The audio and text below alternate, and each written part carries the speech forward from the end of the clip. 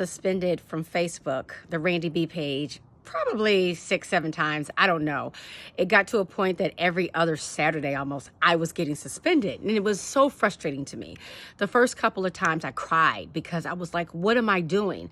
And, Facebook doesn't tell you what you're doing. They just say you may or have violated one of our policies. They don't tell you which policy.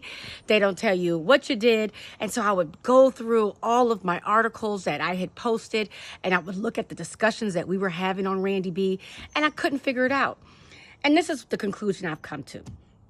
In all my years as a diversity and inclusivity person, what I have learned is that there's never a happy conversation that people have about race when you're talking about the Black Americans' history in America. Because guess what? It's a kind of an ugly history.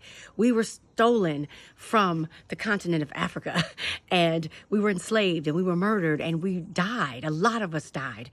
And from that, and years past, we haven't caught up economically, medically, in any way. We just have not been able to recover from the centuries of abuse that we've had to withstand. And so that's not a pretty conversation. It's not a pleasant conversation. It doesn't make people happy. So when we discuss it on forums like Randi B, people become uncomfortable and they report the page. For some reason, they think when we discuss it that we're angry or something's wrong, which is not the case. We're really just talking about issues that concern us, particularly the things that are happening now because of it, whether it be violence on the streets or whatever. Also, what I realize is that we cover what matters to us. And sometimes we are drawn to people who look like us. So in the news, even when it's positive news, you very rarely see African Americans covered. So maybe that was uncomfortable, but all I know is I was constantly suspended. And I think it's ridiculous.